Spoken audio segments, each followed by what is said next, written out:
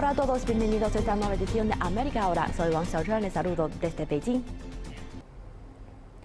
Gracias por acompañarnos en una nueva edición de América Ahora. En la próxima media hora viajaremos a Belice para analizar el florecimiento de su mercado inmobiliario gracias a su efectivo control de la COVID-19. El país caribeño destaca por su gestión de la crisis sanitaria provocada por el coronavirus, lo que le ha permitido mantener el impulso de su economía y atraer a nuevos compradores de viviendas de otros países.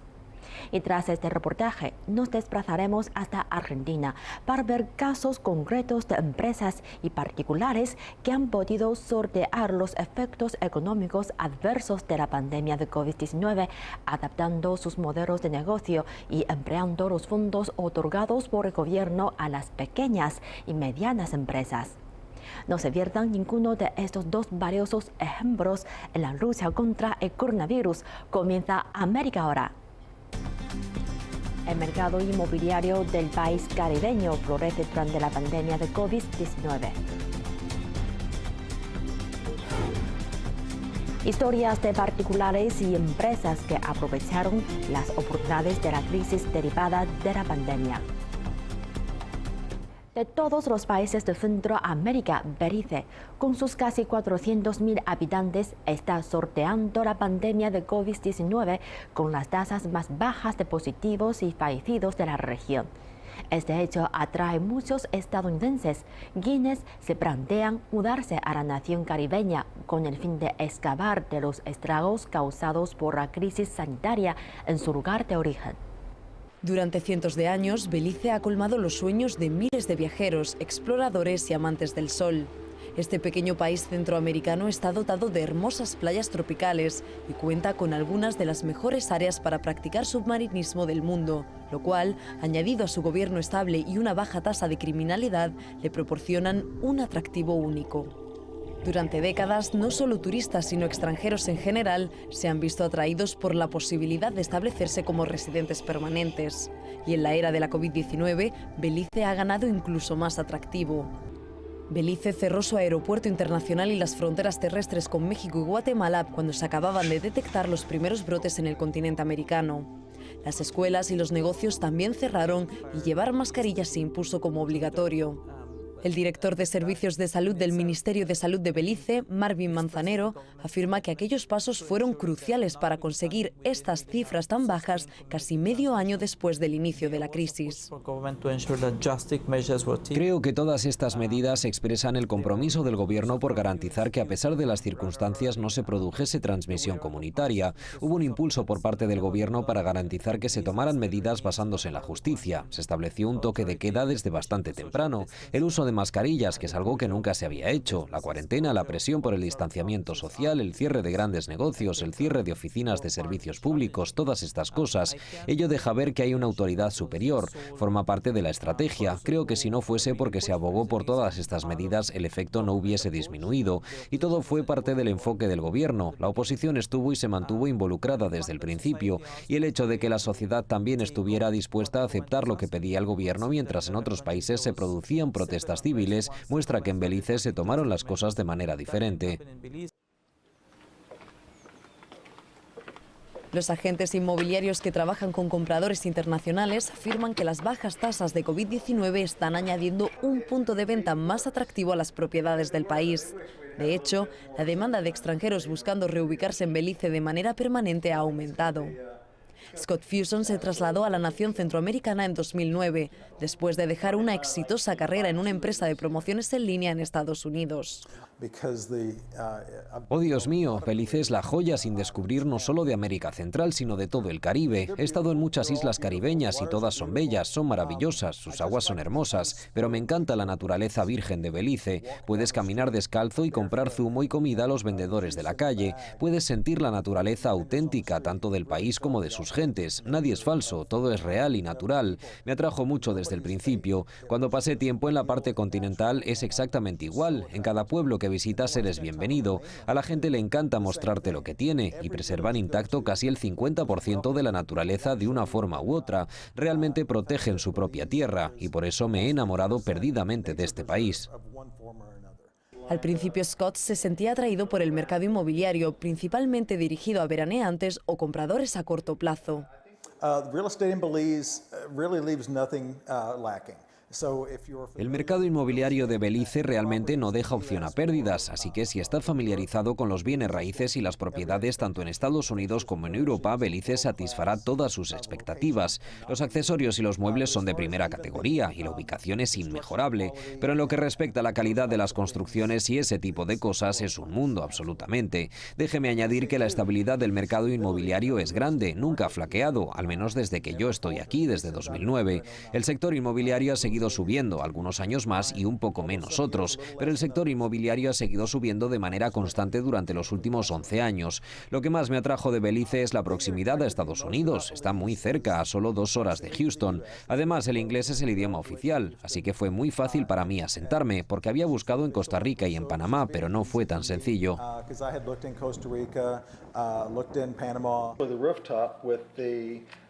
A día de hoy, afirma, el mercado está en su punto de mayor ebullición.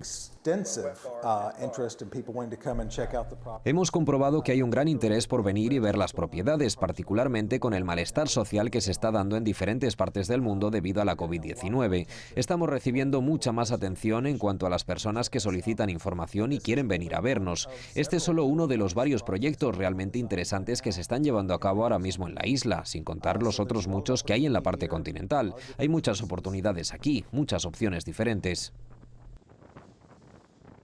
Marsha Peterson y su marido Gary se mudaron a Belice desde Estados Unidos antes de que la COVID-19 causase estragos en cada rincón del planeta. Nos cuentan que se sienten muy afortunados de vivir aquí durante la presente crisis sanitaria.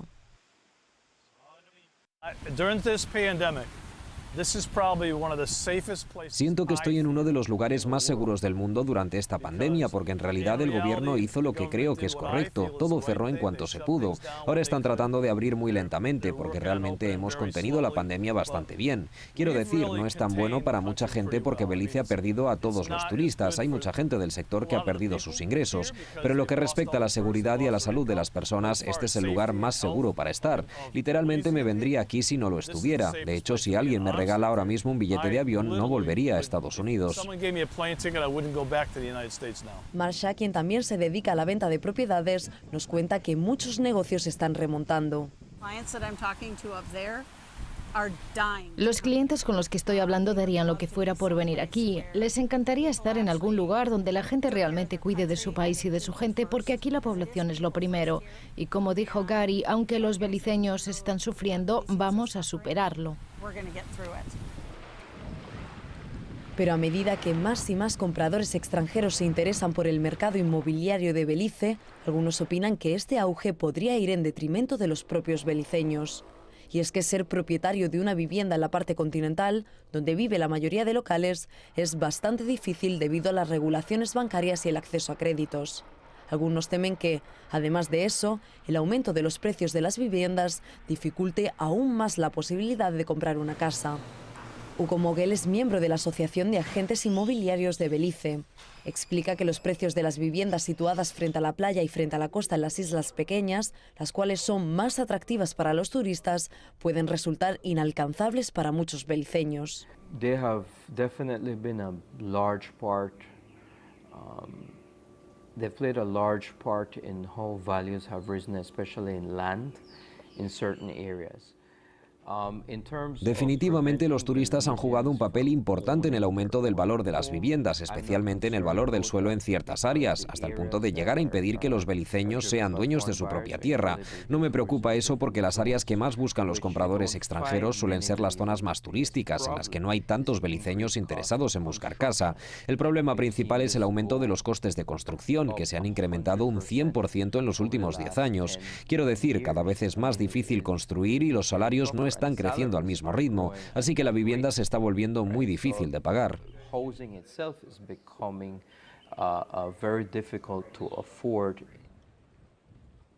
Pero si bien la mayoría encuentra una oportunidad económica en el aumento del interés de los extranjeros por Belice a raíz de la crisis sanitaria, algunos expertos médicos opinan que la posibilidad de que la pandemia empeore en el país es cada vez más palpable. Las autoridades sanitarias creen que la COVID-19 continuará durante bastante tiempo. Por eso, los esfuerzos implementados a largo plazo se deben mantener, con el fin de que Belice permanezca siendo un lugar relativamente seguro. Creo que tenemos que empezar a asumir responsabilidades tanto a los diferentes niveles ministeriales como a nivel individual. Hay que mostrar responsabilidad familiar y responsabilidad comunitaria porque no podemos quedarnos encerrados para siempre. Si la COVID-19 continúa aquí durante los próximos 2 años, entonces nosotros individualmente, como comunidad, como sociedad, tendremos que aprender sobre nuevas normas. Así que creo que ese es un elemento clave y en el que se debe basar el proceso educativo. Deberíamos concienciarnos de que si tomamos las medidas de prevención adecuadas, a pesar de que haya casos, nunca llegaremos a quedarnos sin recursos. Si dichos esfuerzos continúan manteniéndose con éxito, la posición de Belice como una opción atractiva para aquellos que buscan escapar de la pandemia en otros lugares no hará más que mejorar. Sin duda, una buena noticia para el mercado inmobiliario. La pandemia y el confinamiento han llevado a que las personas se encuentren en la necesidad de reinventarse, tanto en lo personal como en lo económico. Por este motivo, muchas empresas y particulares comenzaron a transformar su quehacer diario para adaptarse a estos tiempos. Vamos a mostrarles las historias que muestran qué hicieron las personas particulares y las empresas para poder salir adelante a pesar de la recesión y las dificultades de la pandemia, y que aprovecharon esta crisis como una oportunidad. Argentina, en su carácter de país emergente y atravesando una crisis económico-financiera que comenzó hace 3 años, fue uno de los países más afectados por la pandemia. No solo en lo que se refiere a las víctimas por el coronavirus, sino también en el aspecto económico. Sin embargo, y a pesar de tal adversidad, muchas empresas, ante la fuerte caída de la demanda, decidieron reconvertir su producción y readaptarla para satisfacer los nuevos consumos surgidos en pandemia. Este es el caso de Delta Plus, una empresa que se dedicaba a la producción de insumos para la seguridad industrial y que decidió utilizar su planta y su personal para comenzar a fabricar barbijos N95, teniendo no solo que importar nueva maquinaria, sino también capacitar a su personal para que llevase a cabo un nuevo proceso productivo. Delta Plus es una empresa que se dedica a la fabricación de insumos para la seguridad industrial. Fabricamos y comercializamos arneses anticaída, eslingas de izaje, equipos de sujeción de carga, eslingas descartables y también todo tipo de insumos para los trabajadores como cascos, gafas, ropa de trabajo, zapatos. Somos una empresa con muchísimos años de presencia en el país, con exportaciones a más de 12 países en la región y pertenecemos a un grupo líder a nivel global en insumos de seguridad industrial. Traíamos importados los equipos de protección respiratoria N95 de la planta de Delta Plus en China. La compañía Delta Plus Group necesitó solo 5 semanas para reconvertirse y producir desde Argentina las mascarillas de alta filtración, que fueron de los primeros en tener la aprobación de la Administración Nacional de Medicamentos, Alimentos y Tecnología Médica. Para lograrlo, tuvo que importar la maquinaria de China. Cuando se desata la pandemia a nivel mundial, se prohíben en los distintos gobiernos la importación, la exportación de ese tipo de insumos. En ese momento nos vimos desesperados porque nosotros estamos acostumbrados a darle respuestas sanitarias y de seguridad a nuestros clientes y nuestros usuarios y fue una muy fea sensación saber que teníamos trabajadores del área médica que necesitaban más que nunca de nuestra protección y no lo podíamos abastecer porque no podíamos importar eso ni de China, ni de Europa, ni de ninguna parte del mundo. Personas que realmente estaban dejando todo en las terapias intensivas de los hospitales sin la protección necesaria. La OMS había anunciado que la única protección necesaria, real para frenar el COVID-19 era y es el N95, el barbijo N95. Y lamentablemente pasó a ser un insumo completamente escaso en todo el mundo y particularmente en la Argentina porque no había producción local. Nosotros éramos uno de los que traíamos ese insumo de afuera y lo comercializábamos, pero nos quedamos sin la posibilidad de importarlo. En ese contexto fue que se nos ocurre montar una línea de producción para hacerlos localmente. Toda la planta productiva la teníamos totalmente parada, no estábamos fabricando ni arneses, ni eslingas, ni nada de nuestros productos. Todos de nuestra casa, era el momento de cuarentena más estricto, donde realmente no podías salir a la calle. Allá por fines de marzo, principios de abril, decidimos como empresa y con mucho apoyo del grupo montar una línea de producción de N95 localmente. No teníamos la tecnología, ni la materia prima, ni el know-how para hacerlo, pero empezamos a recibir mucho apoyo del grupo en cuanto al know-how. Nos contactamos con el gobierno y recibimos mucho apoyo también del gobierno para agilizar todos los trámites de importación. Conseguimos la maquinaria, conseguimos la materia prima. A mediados de abril ya teníamos todas estas máquinas que se ven a mi espalda en la planta. Tuvimos que aprender a operarlas, primero a montarlas, después a hacer correr un proceso. Y ya para fines de abril estábamos produciendo con una muy mala productividad, hacíamos muy pocos barbijos por turno porque realmente íbamos muy despacio. Y ya a partir de mayo empezamos a entender muchísimo mejor el proceso y los puntos importantes para garantizar la calidad del producto. Y fue en mayo donde ya empezamos a tener un buen ritmo de producción con la calidad asegurada y empezamos a levantar los volúmenes de producción y poder abastecer a todos los hospitales, clínicas del país. A mediados de mayo fue que recibimos la visita del presidente de la Nación junto al gobernador de la provincia de Buenos Aires y al ministro de Producción. Recorrió la planta, luego tuvimos una reunión en las oficinas de arriba donde discutimos sobre la pandemia y sobre las acciones que debíamos llevar a cabo. Y afortunadamente recibimos durante todo el año el apoyo tanto del Ministerio de Salud como del Ministerio de Producción para poder encarar la producción de este insumo que fue tan importante para cuidar la salud de los trabajadores que más la necesitaban durante todo el 2020. Bueno, la planta contaba con unas 70 personas de mano de obra directa, más todo el personal de mano de obra indirecta, seríamos alrededor de 100 personas antes de la pandemia.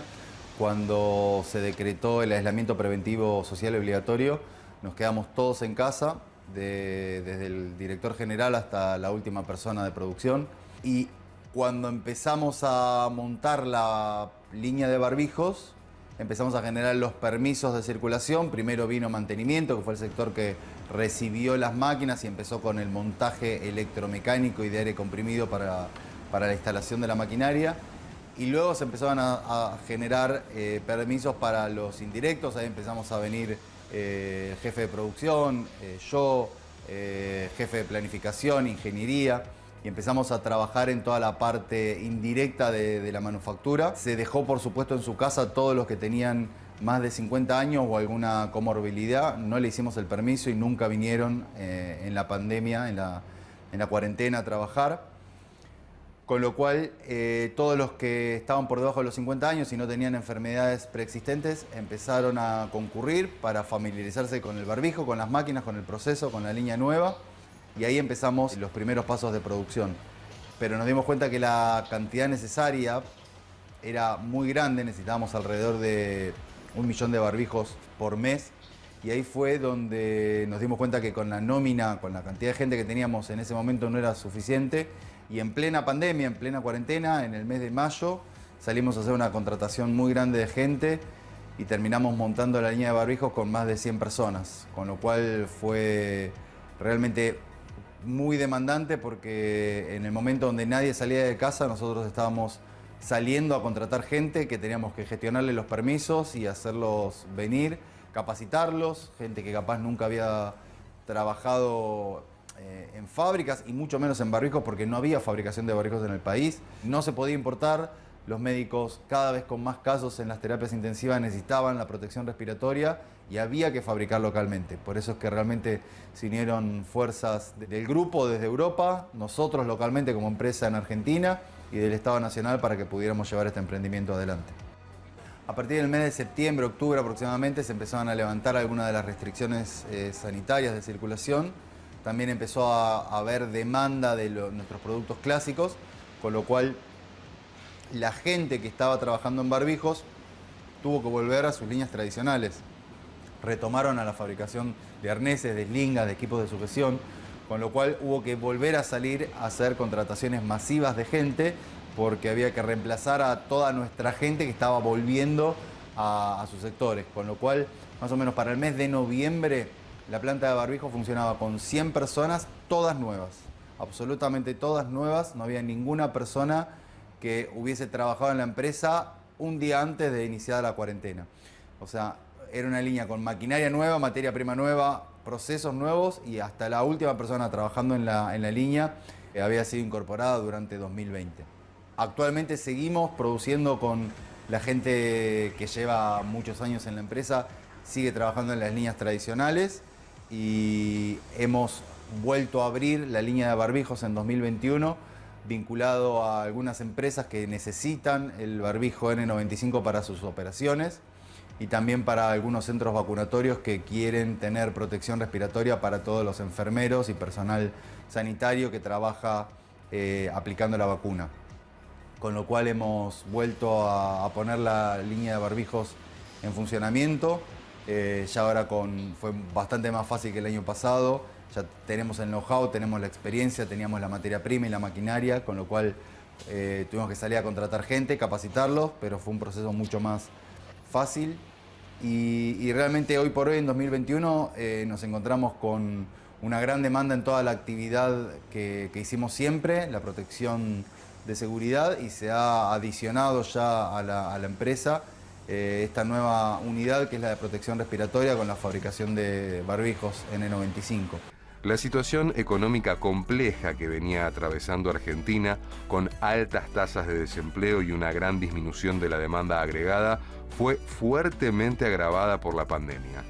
Sin embargo, hubo una fuerte participación del Estado para ayudar a las empresas y a la población en general, y eso, sumado a la actitud y al ingenio argentino, serán los factores que permitirán salir adelante al país, tal como lo señala el economista y profesor universitario Hernán Bergstein. Argentina venía de un contexto de dificultad económica.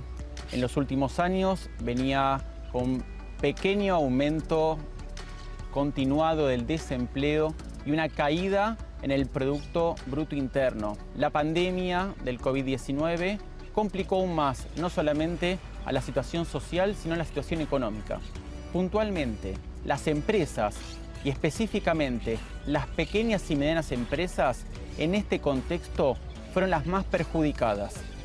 Si bien las empresas grandes, multinacionales, tuvieron más reflejo y una espalda financiera para poder soportar los grandes cambios y las caídas abruptas de sus ventas, de sus demandas, las pequeñas y medianas empresas se dividieron entre algunas que no pudieron soportar la situación y tuvieron que cerrar, y otras que con un poco más de cintura económica pudieron aguantar a ver qué es lo que sucedía.